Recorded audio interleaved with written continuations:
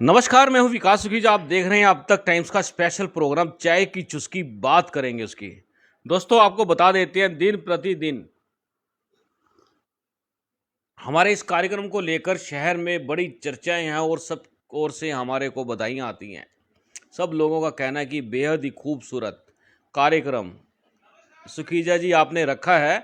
और यकीन माने, इस कार्यक्रम की लोकप्रियता जो है दिन प्रतिदिन हमारे देश के अलावा विदेशों में भी हो रही है। क्योंकि आपको मालूम है, सोशल मीडिया पर जब कोई भी प्रोग्राम आता है, उसका ये नहीं मालूम होता कहाँ तक वो वायरल हो जाएगा, कहाँ पहुँच जाएगा, किसके मोबाइल के अंदर जाकर हमारी चाय की चुस्कियाँ लगनी शुरू हो जाएंगी। दोस्तों, हर बार हम आपको कंसेप्ट जो ये हमारा चाय की चुस्की बात करेंगे, उसका जो कंसेप्ट है उसके अंदर बिल्कुल सकारात्मक लोगों से आपकी बातचीत कराना हमारा उद्देश्य रहता है, ताकि आपके जीवन के अंदर नई बहारें आ सकें, नई उमंगें आ सकें, नया मार्गदर्शन आपको मिल सके और आप जीवन की सफलताओं की उन ऊंचाइयों को छू सकें जिसके बारे में आपको सोचना पड़ रहा है। दोस्तों, आज हम बात कराएंगे आपकी एक जानी मानी करनाल की हस्तियां, जाने माने प्रोफेसर जोगिंदर मदान जी के साथ। आपको बता देते हैं, जोगिंदर मदान जी बेहद ही संघर्षशील व्यक्ति हैं और उनका जीवन समाज सेवा के साथ साथ समाज हित में समर्पण है। काफ़ी संस्थाओं के साथ जुड़े हैं और केवल मात्र एक उद्देश्य है, किसी भी तरह से समाज के लोगों को उनके जीवन से उनके जीवन का लाभ मिल सके। सीधी बात करते हैं, मदान साहब, आपका अब तक टाइम्स के जो स्पेशल प्रोग्राम है चाय की चुस्की बात करेंगे, उसमें बहुत बहुत स्वागत है। सुखीजा जी, सबसे पहले तो आपके जो व्यूअर्स हैं जी उनको मेरा नमस्कार है। जी और विशेष रूप से मैं आपका धन्यवाद करना चाहूँगा। जो ये जो चैनल है आपका, जी ये जो अब तक टाइम्स, जी तो इसकी बहुत सारी खूबियाँ हैं। जी वैसे तो सोशल मीडिया का ज़माना है, जी और सोशल मीडिया के अंदर जो व्यक्ति बाकियों से हटकर एक अपनी लीक पहचान बनाएगा, वही आगे जाएगा। एक सीधी सी बात है। और मुझे पता है आपके पास लगभग मोर देन 25 इयर्स का एक अनुभव है। जी और 15 साल से तो आप सहारा से जुड़े हुए हैं, और आज के टाइम में पूरे ज़िले को देख रहे हैं। इससे पहले हरी भूमि को देखते थे। मेरा कहने का मतलब, पत्रकारिता का आपका अनुभव, आप विभिन्न पत्रकारिता के क्षेत्र के अंदर विभिन्न दायित्वों पर भी रहे हैं, प्रांत स्तर के दायित्वों पर भी रहे हैं। तो एक जो आप जो ये इलेक्ट्रॉनिक्स मीडिया है, सोशल मीडिया है, इसको जो एक नया रूप दे सकते हैं, मुझे लगता है ये समाज के लिए बहुत ही हितकारी होगा। और आपने आज मुझे इस लायक समझा, मैं आपका बहुत बहुत धन्यवाद करता हूँ। विशेष रूप से मैं आज चाहूँगा कि भाई अपना पक्ष, अपनी बात, अपनी जो चाय की चुस्की है, सबसे पहले तो देखिए, चाय की चुस्की तब तक हमारी अधूरी रहती है जब तक ये बिस्कुट ना हो। इस बिस्कुट को मुल्तानी बिस्कुट कहते हैं। और अच्छा। बिस्कुट को नहीं, इस बिस्कुट को जब तक डुबो डुबो के ना खाएं, चुस्कियां ना गिनूं है। जब तक इसका कोई उपयोग नहीं है। और यही नहीं, हमारे यहाँ तो एक रस भी खाने की परंपरा है। जी, मैंने रस भी रखे हुए हैं, क्या बात है। आप रस भी खा सकते हैं। और मठियाँ हैं, जैसा आपका इच्छा हो। चाय की चुस्की सही ढंग से सुबह से जैसे जैसे हमारे घरों में होती है। और आज रविवार का दिन है, और रविवार का दिन कुछ ऐसा होता है कि लोग समझते हैं कि बहुत ही फ्री का दिन है, परंतु नहीं। सुबह 4 बजे उठ गया था। 4 बजे उठने के बाद स्नान आदि निवृत्त होने के बाद ठीक 5 बजे योग कक्षा पे पहुंच गया। जी 7 बजे योग कक्षा समाप्त की, जो अल्फा इंटरनेशनल सिटी पॉकेट 4 में लगती है। वहाँ से सीधा कल्पना चावला मेडिकल कॉलेज के अंदर गया। मंदिर के प्रांगण में आज वहाँ पर जो वृक्षारोपण का कार्यक्रम था, क्योंकि मेरे पास भारत विकास परिषद का उत्तर क्षेत्र का और जो पर्यावरण की राष्ट्रीय समिति है, उसका मैं सदस्य हूँ। और उस नाते आज भारत विकास परिषद कर्ण शाखा ने वृक्षारोपण का कार्यक्रम किया था। हाँ, ये अच्छा लगा, उन्होंने जो वृक्ष वहाँ पर डॉक्टर्स गर्ग थे, डॉक्टर जागलान थे, या अन्य भी जो डॉक्टर थे बहुत सारे, और बहुत अच्छा कार्यक्रम रहा। वहाँ से सीधा एकदम मतलब आप और मैं इकट्ठे गाड़ी पार्क कर रहे थे। दोस्तों बिल्कुल बता देते हैं, जो हमारा समय तय हुआ था सुबह 8 बजे राइट आपके लिए लाइव आना था हम लोगों ने। समझ आऊँगा काफ़ी थोड़ा सा समय फालतू आधा घंटा हम लोग लेट हो गए हैं, उसके लिए समझ आएंगे। दोस्तों मैं मदान साहब आपका बहुत बहुत धन्यवाद करता हूं कि आपने मेरे बारे में कुछ मेरे दर्शक हैं जो उनको बताया है, उसके लिए अब तक टाइम्स आपका बहुत आभारी है। मदान साहब आपका जीवन जब से मैं आपको जानता हूँ, लगभग मुझे भी आपको आपके संपर्क में आए हुए लगभग 32 माफ़ कीजिएगा 32-33 साल हो गए हैं। और दोस्तों यकीन मानना, मैंने कभी भी मदान साहब को टिक कर यानी कि एक जगह पर स्थायी रूप से बैठे हुए नहीं देखा। आप कुछ ना कुछ जोड़ तोड़ लगाए रखते हैं समाज की सेवा के अंदर, आगे ही आगे बढ़ते चले जाते हैं। कारण क्या है? पैर के नीचे तिल है क्या आपके? ऐसा है, मेरी और आपकी पहचान जो है शुरू में, क्योंकि आप बजरंग दल से संबंध रखते हैं, पुराने बजरंगी हैं, और मेरे पास भी बजरंग दल का जिला संयोजक का दायित्व रहा है। बजरंग दल के जिला संयोजक के रूप में ये विशेष रूप से तब था जब उग्रवाद फैला हुआ था, और उसकी मैं आपको विशेष रूप से बता देना चाहता हूँ। यहाँ पे एक संत सम्मेलन हुआ था, स्वामी ज्ञानानंद जी ने करवाया था सेक्टर 12 में। तभी तक सेक्टर 12 आबाद नहीं हुआ था, ग्राउंड थे, परंतु स्वामी ज्ञानानंद जी ने मुझे सुरक्षा का दायित्व दिया था उग्रवाद। मैंने उसकी 3 महीने पहले से ही तैयारी शुरू कर दी, क्योंकि कुरुक्षेत्र विश्वविद्यालय में विद्यार्थी रहते हुए मैं जो वहाँ पर जूडो कराटे के अंदर शामिल हुआ क्लास में, और मैं चैंपियन रहा अपने वहाँ पर। तो जूडो कराटे मुझे आता था। अब बजरंग दल के लिए आप देखिए मैंने क्या किया कि जितने भी सीनियर सेकेंडरी स्कूल थे वहाँ से बच्चे लिए युवा, और उनको अभिमन्यु स्केटिंग रिंग करनाल के अंदर एक कोच सोनीपत से आता था, और बजरंग दल की ट्रेनिंग दिलवाई, और बजरंग दल के अंदर जूडो कराटे की ट्रेनिंग दिलवाई, फिर उनकी ड्रेस, और वो जो कार्यक्रम था उसके अंदर चारों ओर जो बजरंग दल ने जूडो कराटे की विशेष ड्रेस के अंदर जो सुरक्षा और अनुशासन का परिचय दिया, वो देखने वाला था। मुझे ऐसा लगता है कि बजरंग दल के अंदर रहते हुए और भी बहुत सारे हैं। विशेष रूप से बजरंग दल में एक आह्वान चला था कि केदारनाथ जाना है। बिल्कुल 96 की बात है ये। हाँ, तो केदारनाथ के लिए नहीं, वहाँ अमरनाथ की बात, अमरनाथ जाना के लिए, तो अमरनाथ के लिए यहाँ से 3 बसें भेजी थी, परंतु वो श्रीनगर में जाके रुक गई थी, क्योंकि हाँ जी, आपने बहुत पुरानी याद को ताज़ा कर दिया। दोस्तों आपको बता देते हैं कि इस बात का एक्चुअल में सच्चाई क्या थी। मदान साहब हमारे बड़े सीनियर भी हैं काफ़ी, और हम मार्गदर्शन में रहे हैं मदान साहब के।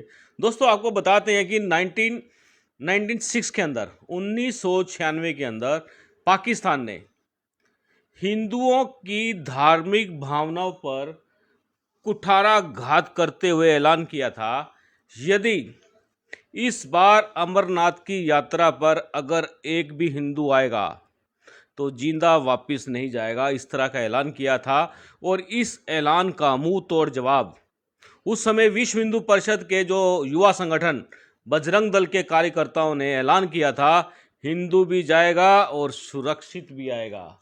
लेकिन दोस्तों आपको बताते हैं उस समय मौसम का कहर इतना जबरदस्त था कि रास्ते में ही बादल फट गए थे, स्लाइडिंग हो गया था, पानी का इतना बहाव था, इतनी बारिश थी, तो हम लोग भी मदान साहब आधे रास्ते में रामबन में हम लोग फंस गए। हाँ। हमारी बसें ना तो आगे जा पा रही थी और ना पीछे जा पा रही थी, क्योंकि दोनों तरफ जो पहाड़ थे, बड़े बड़े पहाड़ थे, वो स्लाइड होकर टूट गए थे, रास्ते टूट गए थे, बंद हो गए थे, और हम बीच में लगभग दोस्तों आपको बताते हैं कि 48 घंटे हम लोग उस मौत के मंजर के अंदर फंसे रहे। लेकिन बावजूद इसके यात्रा तो हमारे बजरंगियों ने की थी।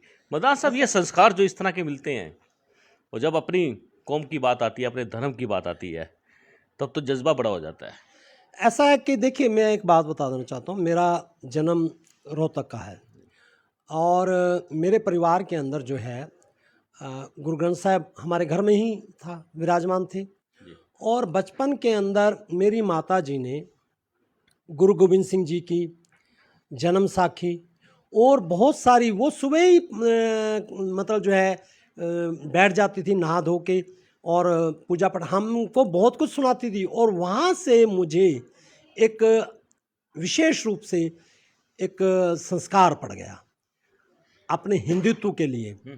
मैं जब भी दिल्ली जाता हूँ शीशगंज गुरुद्वारे में बहुत बार, क्योंकि गुरु तेग बहादुर जी का जो बलिदान है वो हमारे लिए प्रेरणा है।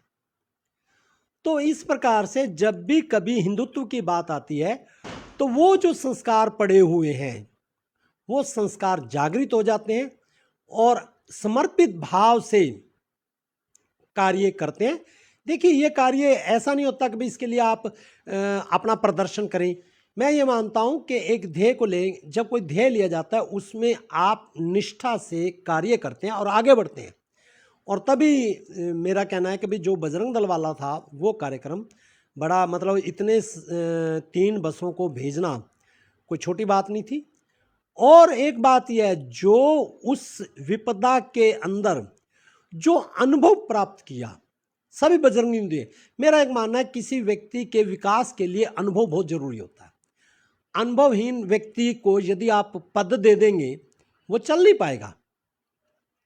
तो ये जो जिंदगी के पड़ाव हैं, जिंदगी के अंदर अनुभव है, ये टेढ़े मेढ़े रास्ते हैं, इन पे चलना चाहिए। और मेरा मानना यह है, चैलेंज को स्वीकार कीजिए। मदान साहब, 3 बसों की बात हुई थी, 6 से ऊपर गई थी। हाँ जी, बड़ा उत्साह था उस समय, और उस बहुत समय का ज़्यादा। आपने दृश्य मुझे भी याद करा दिया दोस्तों। हाँ, यकीन माना, महावीर दल के पास से हमारी बसें लगी थी बिल्कुल बिल्कुल कोटपुरा रोड बिल्कुल। से, और वहां से हम लोगों का जब काफिला रवाना हुआ था हाँ, तो पूरे करनाल के अंदर बिल्कुल एक जोश था, भगवाकरण हुआ भगवा था। कर्म था, पूरा जोश था। जी। तो मुझे इस बात का है, परमात्मा ने मुझे, यानी कार्य तो होना था एज ए, मतलब ये कह लीजिए बजरंग दल के जिला संयोजक के नाते जो मेरे को दायित्व प्राप्त हुआ, ये मेरा सौभाग्य है कि मैं साधन बना। और साधन बनना, और इसके लिए मैं परमात्मा का भी बहुत बहुत धन्यवाद करता हूं कि उन्हें मुझे इस योग्य समझा कि मैं एक साधन बन के इतना बड़े कार्य को एक संपन्न करवाने में, अंजाम तक पहुंचाया। सिर्फ यही नहीं, बजरंग दल के होते हम इलाहाबाद गए, कुंभ था, जी। यानी कोई कार्यक्रम ऐसा नहीं। भले ही आप हैरान होंगे, मैं कॉलेज में पढ़ाता था, सेक्टर 14 में पढ़ाता था। तो एक बार पता चला कि कुछ गौएं लेकर आ रहे हैं। मैंने अपने ही कॉलेज के विद्यार्थियों को तैयार किया, और उन विद्यार्थियों में मैं आपको बताना चाहता हूं, एक देवी भूषण जो कि मेरा विद्यार्थी आज गुरु नानक खालसा कॉलेज में, वो प्रोफेसर है अंग्रेजी का, बिल्कुल ठीक बात है। वो भी साथ जाने वालों में था। और आप हैरान होंगे, हमने उन गौओं को छुड़वाया।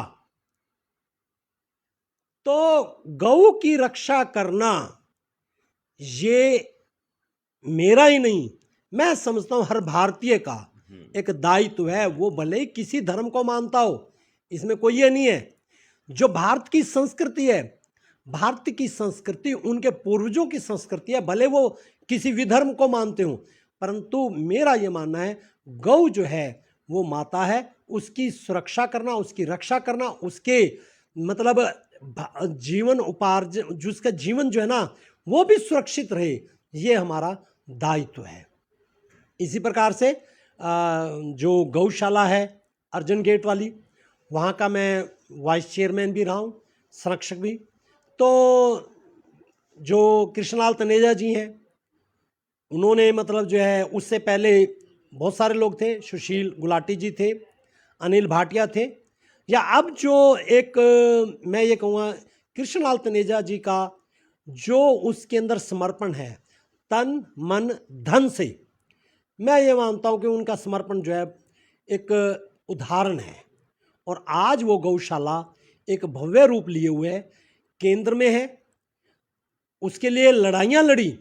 मेरे को ये लगता है जब भी कोई चीज़ आप लड़ाई लड़कर प्राप्त करते हो उसका आनंद कुछ और होता है, अगर आपको थाली में मिल जाए वो बात दूसरी है। तो इस प्रकार से ये जो भाव है गौओं की रक्षा के लिए, ये विशेष रूप से बजरंग दल ने निभाया। बिल्कुल दोस्तों, आपको बताते हैं संगठन किस तरह से काम करते हैं, और संगठन के अंदर सबसे बड़ी बात होती है अनुशासन की। अनुशासन सबसे पहले सिखाया जाता है, उसके बाद संस्कार दिए जाते हैं, उसके बाद फिर काम शुरू होता है। मदान साहब, आपका जीवन काफ़ी सामाजिक संस्थाओं से जुड़ा रहा है और अभी भी जुड़ा हुआ है, तो अभी तक आपने काफ़ी आयाम स्थापित किए हैं।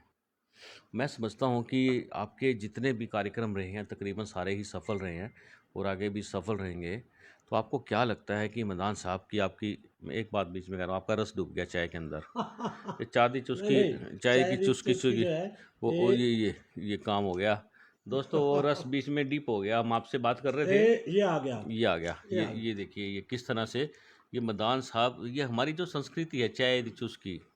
आप मुल्तानी में बात कर लेते हो आप, मेरे को लगता है बड़े बोल चंगी ज़बरदस्त तरह कर ना, हैं। कोई दिक्कत क्या नहीं, तो सारे बोल लेंगे और मैं ही बोलेंगे। मैं तो बोल लेता हूँ कि हाँ जितना ज़्यादा से ज़्यादा कोशिश करूँगा आपसे आज। दोस्तों, हम मुल्तानी में भी बात करने का प्रयास करेंगे, क्योंकि हमारे चैनल से मुल्तानी समाज के लोग भी जुड़े रहते हैं।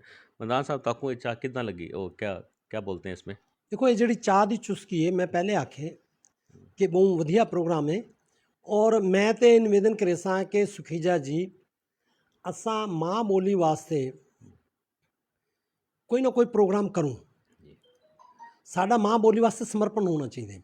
ये माँ बोली जी मुल्तानी है ना, इनको सराइकी भी याद है। सराइकी का मतलब क्या है ये पता होना चाहिए। सराइकी का मतलब क्या है?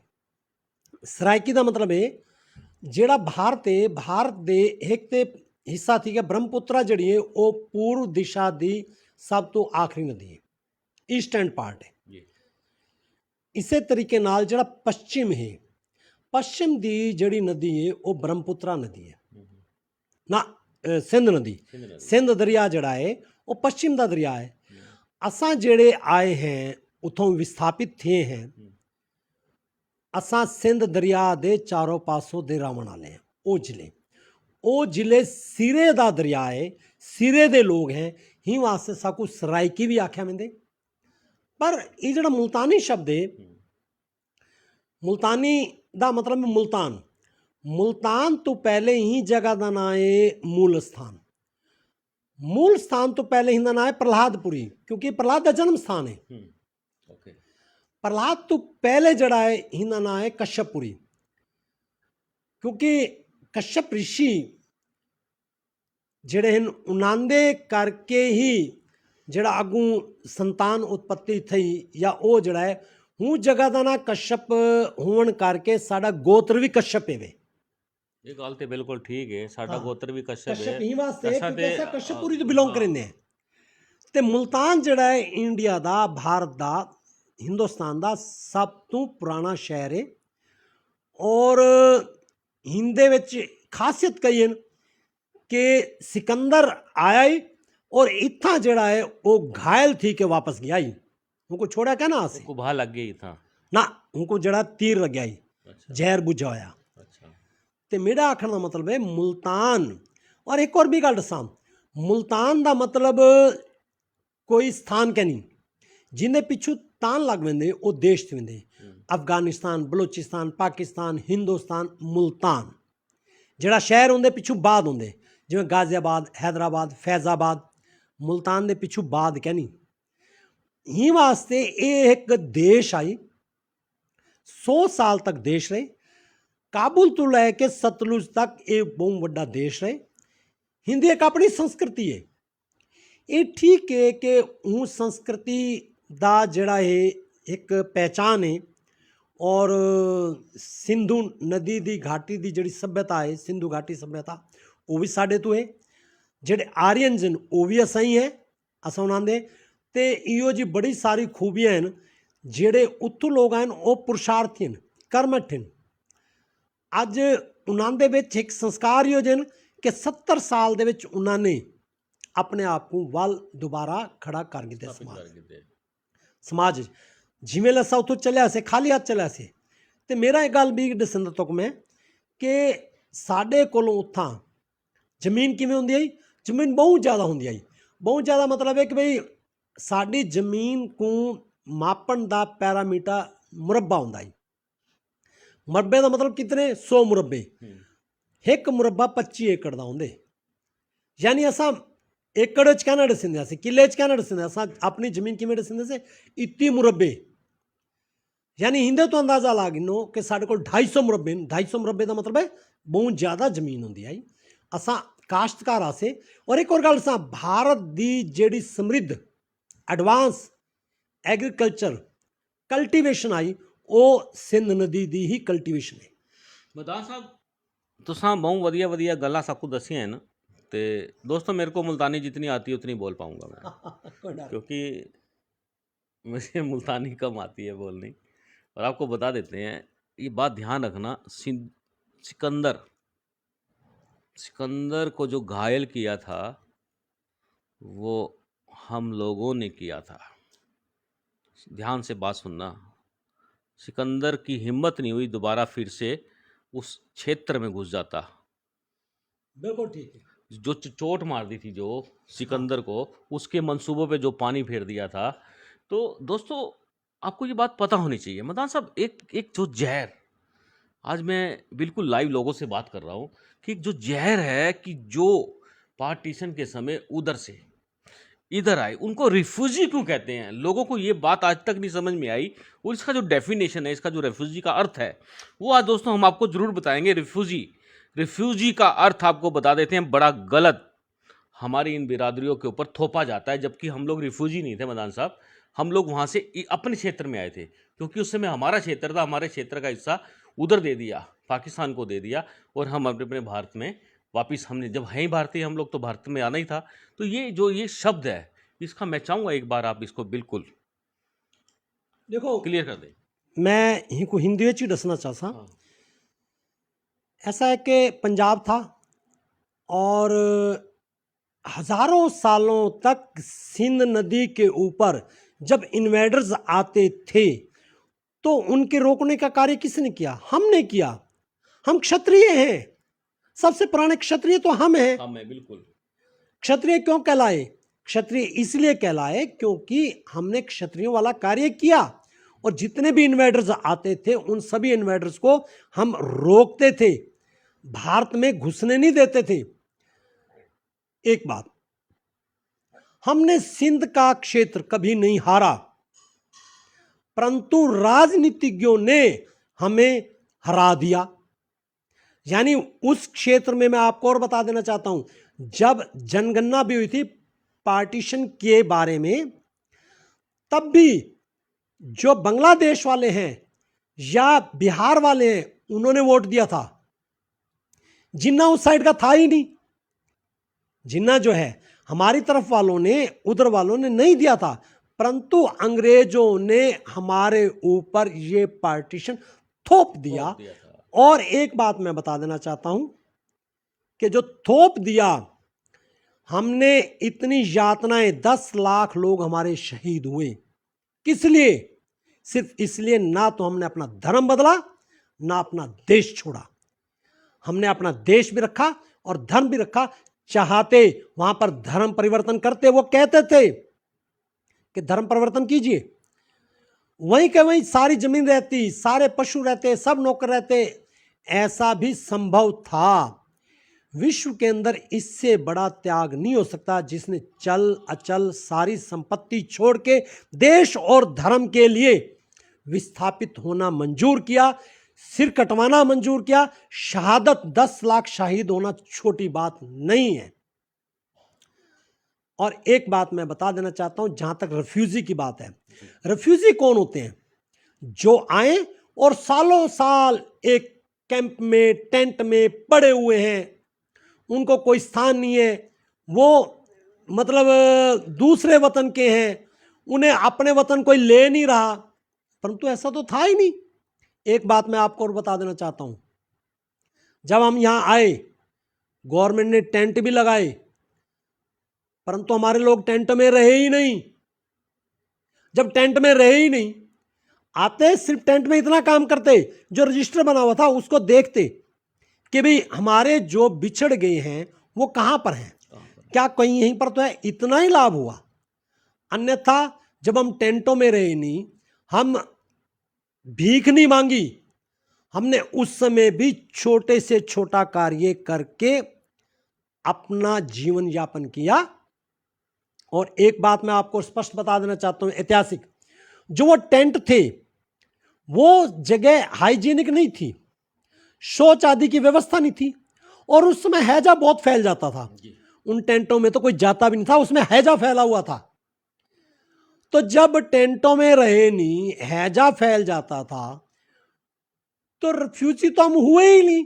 वो मुझे लगता है कि टेंटों में तो पार्ट टाइम था भी, एक समय था, उस समय का कष्ट जो था उसको वहाँ से थोड़े समय के लिए वो टेंटों में हमें रखने की कोशिश की गई थी। लेकिन दोस्तों, जो अपनी मेहनत पर आगे बढ़ते हैं उनको तो अपना स्थान बनाना ही पड़ता है। देखिए, मैं एक बात फिर कह देना चाहता हूं, वास्तव में ये विस्थापन था अखंड भारत का। अखंड भारत का, yes। अखंड भारत था, अखंड भारत का। ये पंजाब का क्षेत्र ही था, ऐसा नहीं ये भी पंजाब था, वो भी पंजाब था। परंतु मेरा ये मानना है कि आज हरियाणा के, यदि मैं करनाल से सिरसा चला जाता हूं तो इसका मतलब क्या हो गया? रेबूजी हो गए आप तो, जो लोग ऐसे ऐसे शरारती। ये जो शब्द है, ये चीज ठीक नहीं है। हमारे शौर्य की गाथाएं लिखी जानी चाहिए। मैंने ऐसा प्रयास किया, मेरी 14 जो ऐसी कहानियां लिखी, और सच्ची, जिसके अंदर एक एक घर से 17 महिलाओं ने, पुरुषों ने, उन जो है पाकिस्तानियों के हाथ ना लगे, अपनी ही बेटियों को, अपनी ही बहुओं का सिर कत्ल कर दिया, पर उन्हें सौंपा नहीं। ऐसे बहुत सारे हैं। मैं आपको बताना चाहता हूं, अपना यहाँ पर जो मुकेश अरोड़ा एमसी हैं, उनकी जो बुआ जी हैं, श्री हंसराज जी अरोड़ा, उनके पिताजी, उनसे मैंने मतलब जो है लिखा, उनकी बुआ और दादी ने कुएं में छलांग कर और अपने आप को मौत गले लगा ली, शहादत गले लगा ली, परंतु उनके हाथ नहीं आई। ये छोटी बात नहीं है। ऐसी एक से एक जो छाबड़ा फैमिली है रामनगर में, आसानंद छाबड़ा, उनकी हवेली के अंदर 200 महिलाओं ने आत्मदाह किया हुआ है। ये छोटी बात नहीं है। हमने धर्म परिवर्तन नहीं किया, अपनी फांसी लगा ली, परंतु हमने कभी भी ये स्वीकार नहीं किया। और मैं हैरान होता हूं, आज के समय में सरकार को ब्लैकमेलिंग करने के लिए बहुत सारे लोग कहते हैं मैं धर्म परिवर्तन कर लूंगा। What is this nonsense? आपके अंदर पुरुषार्थ नहीं है, दम नहीं है, दम नहीं है, लड़ने का दम नहीं है, संघर्ष का दम नहीं है, और आप क्या कर रहे हैं? ब्लैकमेल करना चाहते हैं। नपुंसक लोग होते हैं जो ऐसा बोलते हैं कि मैं धर्म परिवर्तन करूंगा, अन्यथा मुझे ये दीजिए, सरकार पर दबाव डालते हैं। मैं ये मानता हूं उनसे बड़ा नपुंसक व्यक्ति कोई नहीं है। बिल्कुल दोस्तों, आपको बता देते हैं कि जिस तरह की आज की ये चर्चा जो शुरू हो चुकी है बीच में, हम इसको रोकना ही नहीं चाहते, क्योंकि ये चर्चा मेरी सकारात्मक है। आज जो इतिहास दोहराया जाएगा, और आज के बाद जो ये इतिहास दोहराया जाएगा, इसको हम लोग इस तरह से बड़ी अखबारों में, बड़े पन्नों पे छाप देंगे, जिनको पता लग जाएगा कि देश की बॉर्डर, देश की सीमाओं की रक्षा करने वाली जो बिरादरी आज आपके सामने बैठी है, जिनको आप लोग रिफ्यूजी का ताना देकर बदनाम करने का प्रयास करते हो। दोस्तों, आपको बताते हैं, मदान साहब से सीधी बात हो रही है। मदान साहब, एक दश और भी झेला जाता है हम लोगों को, जो जिस तरह से खत्री कहते हैं, क्षत्रिय को खत्री में कन्वर्ट कर दिया। मैंने पढ़ा एक पुस्तक के अंदर, जिसके अंदर लिखा था क्षत्रिय बिरादरी को अंग्रेजों ने उनके जो शौर्य था उसको समाप्त करने के लिए उनको व्यापार में डालकर खत्री बनाने का प्रयास किया था, जो बड़ा ही दश है। किसके बारे में क्या बताना चाहिए? मैं आपको बताना चाहता हूँ, ये एरिया टू एरिया होता है। जैसे मेरा नाम जोगिंदर मदान है, जोगिंदर, जोग शब्द कोई नहीं होता, योग शब्द है, योगेंद्र। ये स्थानीय डायलेक्ट्स हैं। जैसे हम यमुना है, उसको हम क्या बोलते हैं? जमुना। उच्चारण का फर्क है, उच्चारण का जमुना बोल देते हैं। तो ये जो शब्द है, हुआ क्या, मैं आपको और बड़ी रहस्य की बात बताना चाहता हूँ। जो गुरुमुखी है उसमें आधे अक्षरों का प्रचलन नहीं है। आधे अक्षरों को उड़ा दीजिए, जैसे धन्यवाद है, न आधा है, न को पूरा कर दीजिए धन्यवाद। ब्राह्मण है, बहुत सारे आधे अक्षर आते हैं, ब्राह्मण। इसी प्रकार से आप गुरुमुखी में देखेंगे आधे अक्षर को गायब करके पूरे अक्षर किए हैं। जैसे साहित्य शब्द है, वो तय आधा है, साहित्य अकादमी, पंजाबी साहित्य अकादमी। यहां तक कि जो गुरुद्वारा शब्द है, आप उनके जब गुरुमुखी में जो आएंगे वो शब्द गुरुद्वार, गुरुद्वार, हाँ, नहीं, हमारे द्वार शब्द नहीं आया, हमारे गुरुद्वार। गुरुद्वार है। तो कहने का अभिप्राय यह है कि ये जो इस क्षेत्र के अंदर, एक तो देखिए मैं आपको बताना चाहता हूं कि भाई जो संस्कृत के, जो मुल्तानी, उसमें 40% संस्कृत के शब्द हैं, और संस्कृत का बहुत ज़्यादा यहाँ पर परम कांड पाणिनि यहाँ पैदा हुआ सिंध नदी पे, और फिर एक नैरेटिव बनाया गया कि संस्कृत जो है ब्राह्मणवाद का, जो कि झूठा नैरेटिव बनाया गया। अंग्रेजों ने, मुगलों ने हमारी संस्कृत को समाप्त करने के लिए उसके ऊपर क्या है, गुरुकुल बंद कर दिए, परपंच रचे। तो एक बात जो बहुत सालों से आता जा रहा है, ब्राह्मण शब्द जो है, ब्राह्मण उससे शिकार होता रहा।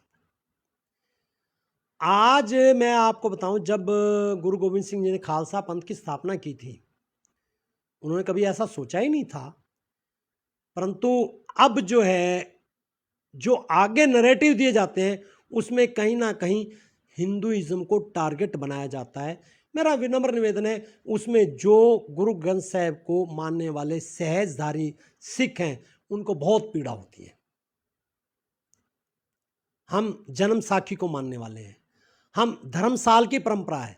धर्मसाल की परंपरा क्या होती थी, आप भाई धन्ना जी के गुरुद्वारे में चले जाएं, वो धर्मसाल है, वहाँ पर गुरु ग्रंथ साहिब भी है, वहाँ पर भगवान भोले भंडारी भी हैं, वहाँ पर हनुमान चालीसा भी पढ़ते हैं। मैं बचपन में धर्मसाल में जाता रहा हूँ, गन्नौर में रहता था। धर्मसाल शब्द होता था, जन्म साखी के अंदर धर्मसाल शब्द आता है, गुरुद्वारा शब्द नहीं आता।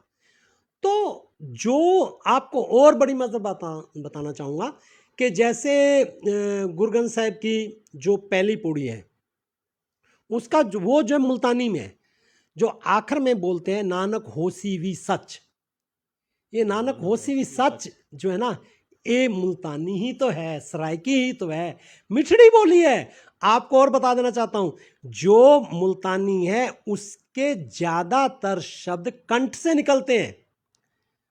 जैसे कोयल कंठ से बोलती है, ऐसे मुल्तानी जो है वो कंठ से है। हम बाल, अब बाल को किसी और से बुलवाओगे, बाल बोलेगा वो, पर असली मुल्तानी उसे क्या बोलेगा, बच्चे को बाल। जब मैं बाल बोलता हूं तो कंठ से जाता हूं। गाड़ी, खुश, यानी हमारी स्वीटेस्ट लैंग्वेज बोला गया है। मैक्समुलर ने कहा है, मैंने नहीं कहा, जो भाषा वैज्ञानिक हुआ है उसने कहा है कि इसलिए मुल्तानी को मिठड़ी बोली भी कहते हैं, क्योंकि इसमें साईं, मेरा मतलब इतने स्वीट मेडा मेडा साइन, यानी आप हैरान होंगे, जब माँ बेटे को गालियां भी देती है वो इतनी स्वीट होती हैं कई बारी तो। हाँ, परंतु हुआ क्या है, बहुत बार हमारे चीज़ों को मजाक में या इस तरह से कर दिया गया है, जैसे कि इस एक जो लैंग्वेज, जो के स्वीटेस्ट लैंग्वेज है विश्व की, उस लैंग्वेज को समाप्त करने का षड्यंत्र है। मेरा यह मानना है, सरकार को सराइकी के बढ़ावा देने के लिए आगे आना चाहिए और कुरुक्षेत्र विश्वविद्यालय में पीठ स्थापित की जाए। ये जो बांटे हुए ना पाकिस्तान है, 500 साल पुराना नक्शा देख लो, एज इट इज नहीं मिलेगा, हर 500 साल बाद बदल जाते हैं। वो अखंड भारत है। अखंड भारत क्या है, जो सिंध नदी है और ब्रह्मपुत्र नदी है, ये दोनों जो है कैलाश पर्वत मानसरोवर के पास से निकलती हैं। यानी जो सिंध दरिया है और ब्रह्मपुत्रा दरिया उसका जो कैचमेंट एरिया है, यानी हिंदकुश पर्वत से भी जो नदियां आके उसमें मिलती हैं, वो सारा क्षेत्र जो है भारतीय उपमहाद्वीप कहलाता है। और वो आज भी है, पहले भी था, आगे भी रहेगा। और आने वाले समय पाकिस्तान तो मिट जाएगा, उड़ जाएगा। पाकिस्तान नाम की चिड़िया जो है यूं ही खत्म हो जाएगी। दोस्तों, पाकिस्तान की जो चिड़िया नाम की चिड़िया, पाकिस्तान के नाम की चिड़िया जब फुर हो जाएगी, फुर फुर फुर फुर फुर उड़ा देंगे, ये पूरा सिस्टम तैयार है। मदान साहब, आपके जीवन की बात करें तो आप अभी तक कितनी सामाजिक संस्थाओं में काम कर चुके हो, और आगे का और कितनी सामाजिक संस्थाओं में करना है? ऐसा सामाजिक संस्थाएं तो बहुत हैं। पतंजलि का मैं फाउंडर प्रेसिडेंट हूँ करनाल का, और स्वामी रामदेव जी का योग शिविर लगवाया यहाँ पर।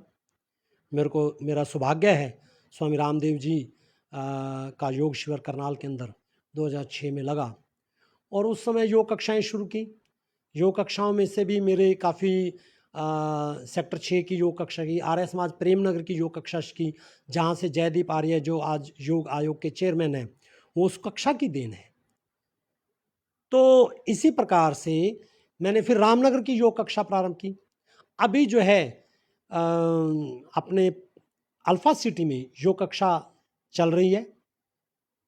तो योग तो देखो ऋषियों की देन है, भारत की विरासत है।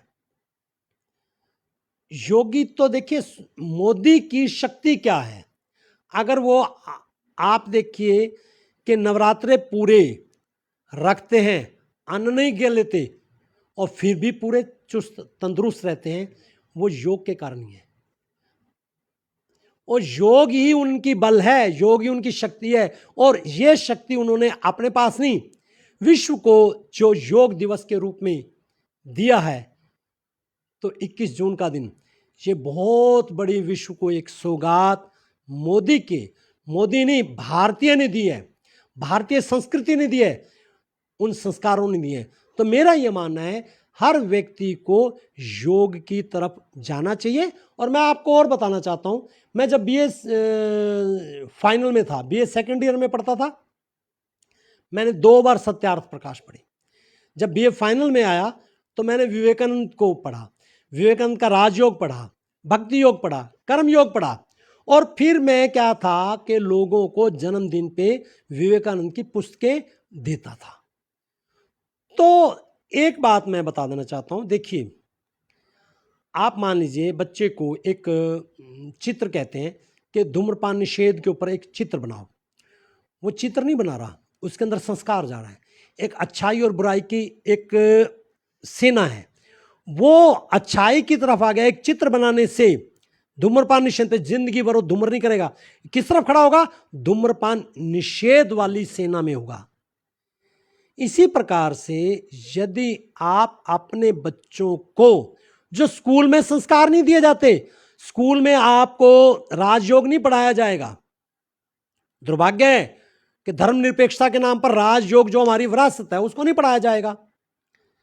यदि आप अपने बच्चों को ये पढ़ाएंगे तो मेरा ये मानना है कि विवेकानंद जैसे युवा संत, मोटिवेशन, आपका बच्चे में वो ऊर्जा पैदा हो जाएगी, वो बच्चा रुकेगा नहीं, कभी भी नहीं, मार नहीं खाएगा। अन्यथा बहुत सारे मैंने देखे हैं, पढ़ लेंगे, डिग्री ले लेंगे, और अगर मान लीजिए उसे चाहिए मेडिकल फील्ड में गए, एमडी के लिए गए, एमएस के लिए, अगर उसे चाहता था वो मतलब कोई फील्ड के मतलब जो है न्यूरो की ब्रांच चाहता था, और उसे मिल गई कौन सी? एनेस्थीसिया। तो एनेस्थीसिया मिल गई तो अब वो क्या, अपनी आत्महत्या कर लेता है। ये जो आत्महत्या करते हैं बच्चे, वास्तव में उनके घर के अंदर कहीं ना कहीं कमी उनको धार्मिक संस्कारों की रही है। अन्यथा ये अगर संस्कार नहीं दोगे, आगे बच्चा बढ़ेगा पर उसके अंदर वो साहस नहीं बनेगा। बिल्कुल वो दोस्तों, साहस नहीं बनेगा। बिल्कुल दोस्तों, आपको बताते हैं, एक समय, मदान साहब, हमारे भी समय की सीमा है। आपसे केवल मात्र एक मैसेज चाहते हैं समाज को। ऐसा कौन सा मैसेज आप देना चाहते हैं कि हमारा जो समाज है बिल्कुल देश हित में काम करे, समाज हित में काम करे और आगे बढ़े। देखिए, मैं एक बात कहना चाहता हूँ, 2 बातें। एक तो कभी कोई व्यक्ति अपनी किस्मत को बुरा ना कहे। किस्मत को बुरा कैसे? मान लीजिए आप नहाने बैठे, लाइट चली गया, जैसे आज इस टाइम लाइट नहीं है, या एक बस निकल गई, मेरी तो किस्मत ही खराब है। जो लोग ये बार-बार अपनी किस्मत को, उनकी किस्मत खराब ही हो जाती है। कभी भी अपनी ज़िंदगी के अंदर आप अपनी किस्मत को खराब मत करिए। कोई चीज़ यदि आप कहीं पर असफल रहते हैं तो चैलेंज को स्वीकार कीजिए, सफलता अवश्य मिलेगी। दूसरा, मन वचन कर्म से आप सत्य रहें, झूठ ना बोलें। मैं अपने विद्यार्थियों को एक बात कहता था, जब आप झूठ बोलते हैं किसी भी कार्य के लिए, लोग जो है चलते चलते मैं यहां पहुंचा हूं, वहां पहुंचा हूं, पहुंचा ही नहीं होता, बस आया 2 मिनट में आया। देखिए, आप किसको झूठ बोल रहे हैं? झूठ जब कोई व्यक्ति बोलता है तो उसकी आत्मा को पता है, उसका आत्मबल क्षीण होता है। व्यक्ति की मृत्यु के बाद उसका आत्मबल ही आत्मा के साथ जाता है। एक महान आत्मा और कमजोर आत्मा में यही फर्क होता है। आप सत्य बोल के, जो ये मैंने अपनी माता से सीखा था। मेरी माता ने, उस टाइम बेगे में रहते, रात के समय में मुझे एक कहानी सुनाई, तो उस कहानी के माध्यम से मैंने जिंदगी में प्रयास किया है कि सत्य बोलूं, और सत्य बोलने वाले के अंदर बहुत ज्यादा ताकत आती है, क्योंकि झूठ बोलने वाला, उसका आत्मबल क्षीण होता है, वो अंदर से खोखला हो जाता है। इसके अतिरिक्त कर्म में विश्वास कीजिए। कर्म, फिर मैं बता देना चाहता हूं, अगर दशरथ के घर श्री रामचंद्र जी पैदा हो गए, भगवान पैदा हो गए, तब भी दशरथ को अपना कर्म भोगना पड़ा। एक बात, इस मातृभूमि के लिए, राष्ट्र के लिए कोई भी कार्य कीजिए, राष्ट्रहित के लिए कीजिए। जहां पर राष्ट्रहित के साथ, मतलब कोई भी किसी प्रकार का कोई कंप्रोमाइज नहीं, कुछ नहीं, बाहर में जाए सारी चीजें। देश पहले है। जब देश पहले रखोगे तो, क्योंकि देखिए, मेरे पास भारत विकास परिषद का भी, मैं स्टेट प्रेसिडेंट रहा हूं, 4 साल तक क्षेत्रीय मंत्री रहा हूं, 8 साल राष्ट्रीय संयोजक विभिन्न प्रकल्पों का रहा हूं, पर्यावरण का वाइस चेयरमैन भी रहा हूं प्रकल्प का। इस समय मेरे पास उत्तर क्षेत्र, जो कि दिल्ली से लेके जम्मू कश्मीर तक के प्रांत, उनका पर्यावरण का प्रभारी हूं। मेरा कहने का अभिप्राय यह है, मेरे पास बहुत सारी संस्थाएं आती हैं, परंतु मैं स्वीकार नहीं करता। इस टाइम भी RWA का प्रेसिडेंट हूं, भविष्य के लिए मैंने कह दिया आगे नहीं बनूंगा मैं, क्योंकि मेरे पास इतना समय नहीं है। मैं एक मिशन को लेकर चला हुआ हूं, मैं उस मिशन के लिए ही डिवोटी हूं। मैं तो आने वाले समय में, जब आपने कहा था भी क्या जिंदगी का रहस्य है, मैं तो GT रोड के ऊपर जो है 1.5 एकड़ जमीन लेकर वहां पर रिसर्च सेंटर बनाऊंगा। वो रिसर्च सेंटर भारतीयता को समर्पित होगा। ऐसा रिसर्च सेंटर होगा, क्योंकि प्रभु की कृपा से मैं जहां पैदा हूं, जिस उसमें पैदा हूं, वो एक भारतीय सभ्यता से जुड़ी हुई चीज है। इंडस वैली से है, देखिए, अखंड भारत की है। और जैसे इजराइल को कहते हैं भी 1800 सालों के बाद उन्होंने वो प्राप्त किया था। निश्चित रूप से अखंड भारत के कारण हम सिंध नदी को दोबारा से प्राप्त करेंगे। आप अपने अंदर जज्बा बनाइए, शक्ति बनाइए, निश्चित रूप से आपको कोई विश्व की ताकत रोक नहीं सकती। दोस्तों, बिल्कुल, ये है हमारे साथ जोगेंद्र मदान जी, प्रोफेसर हैं और समाज सेवा में समर्पित हैं। मदान साहब, आपने हमसे बात की, आपका बहुत बहुत धन्यवाद। चाय की चुस्की के लिए भी बहुत बहुत धन्यवाद। नहीं, चाय की चुस्की के लिए आपने, मैं एक बात बताना चाहता हूँ कि भाई, आप अगर मैं बात करता रहूँ तो पूरा दिन भी निकल जाएगा, चलता रहेगा। बहुत सारी बातें हैं। और फिर भी मेरा सौभाग्य है कि आप आए, मेरे निवास स्थान पर आए, आपने आज मेरे से कुछ बातें, इससे होता क्या है, व्यक्ति का संकल्प और दृढ़ होता है, और कुछ नहीं होता। जो मुंह से बोलता है वो कम से कम ये सोचता है मैंने ये बोल दिया है तो ये संकल्प दृढ़ करता हूँ। तो ये जो संकल्प दृढ़ होता है, इसके अंदर आपका बहुत बड़ा योगदान हो जाता है। और आज, क्योंकि देखो, इस टाइम ह्यूमिडिटी बहुत ज़्यादा है, हुमस है, पसीने आ रहे हैं, पंखा चल रहा है, एसी नहीं है, तो कोई बात नहीं, ठीक है। आप ऐसे मौसम में ऐसे इस तरह से बैठना पड़ा आपको, और आप समाज सेवा कर रहे हैं। मैं इस चैनल को बहुत बहुत शुभकामनाएं देता हूँ, मन से शुभकामनाएं देता हूँ। जय भारत। दोस्तों बिल्कुल जय भारत। और जाते जाते हम भी आपको एक अच्छी सी बात बताई देते हैं।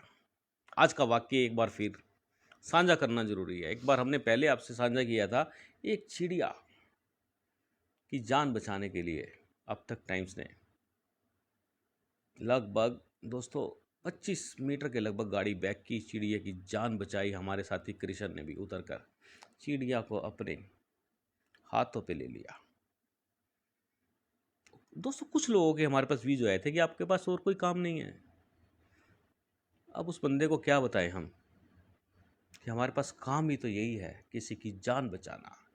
दोस्तों आज का वाक्य साझा कर देते हैं, आपको बता देते हैं। जिस समय आज हम घर से बाहर निकले तो अपने क्षेत्र से जैसे ही बाहर निकले तो एक बिल्ली ने हमारा रास्ता काट दिया। और दोस्तों मेरे साथी जो कृष्ण कुमार जी हैं, हम उनको बुगला भगत भी कहते हैं, बहुत यकीन मानना सच्ची आत्मा के व्यक्ति हैं कृष्ण जी। उन्होंने मुझे कहा सर बिल्ली ने रास्ता काट दिया।